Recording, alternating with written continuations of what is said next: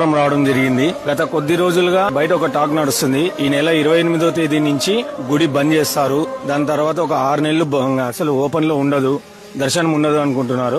అందుకే EO sir ఈ రోజు నన్ను పిలిపించినారు. ఏం మాట్లాడతారో ఆయన మాటలో నుంచే ఇందాం. అందరికి నమస్కారం అండి. నేను Medepalli Vijayaraju, deputy commissioner of endowments అండి. ప్రస్తుతం శ్రీ నెట్టకంటి ఆంజనేయ స్వామి దేవస్థానం, కసాపురం గ్రామం, గుంతకల్లు మండలం, అనంతపురం జిల్లా కార్యనిర్వహణాధికారిగా గత 6 నెలలుగా పనిచేస్తున్నానండి.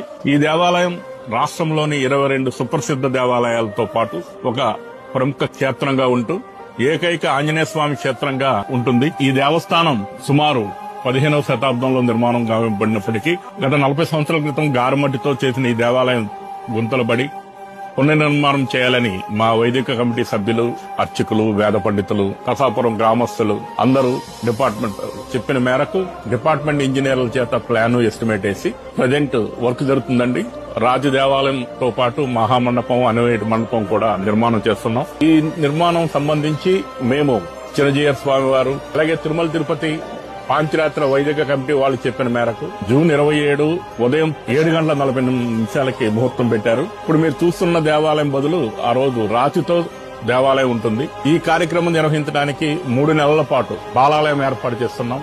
రేపు ఉదయం అంటే శనివారం ఫిబ్రవరి 28వ తారీఖు నుంచి ఇక్కడ ఈ దేవాలయంలో ప్రస్తుతం ఏం పూజాది కార్యక్రమాలు, హోమాది కార్యక్రమాలు చేస్తున్నారో అవన్నీ కూడా స్వామివారి దారు శిల్పంతో తయారు చేయబడిన స్వామివారికి ఇక్కడ పూజాది కార్యక్రమాలు జరుగుతున్నాయి. 28 ఫిబ్రవరి నుంచి జూన్ 27 వరకు ఈ కార్యక్రమాలు ఉంటాయండి.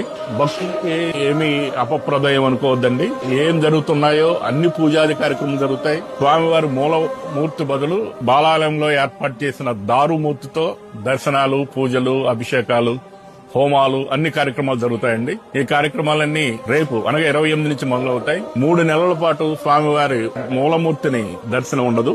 వారి బదులు ఏర్పాటు చేసిన దారుమూర్తికి దర్శనాది కార్యక్రమాలు ఉంటాయండి. ప్రతి ఒక్కరూ వచ్చి స్వామి యొక్క మూర్తిని దర్శనం చేసుకుని తమ ఎక్కడైతే ఏ శక్తితో స్వామివారు విరాజిల్లుతున్నారో అదే శక్తిని ఇక్కడ మా వేద పండితులు, అర్చకులు యాగాది కార్యక్రమాల ద్వారా దాన్ని ఫుల్ఫిల్ చేస్తున్నారు.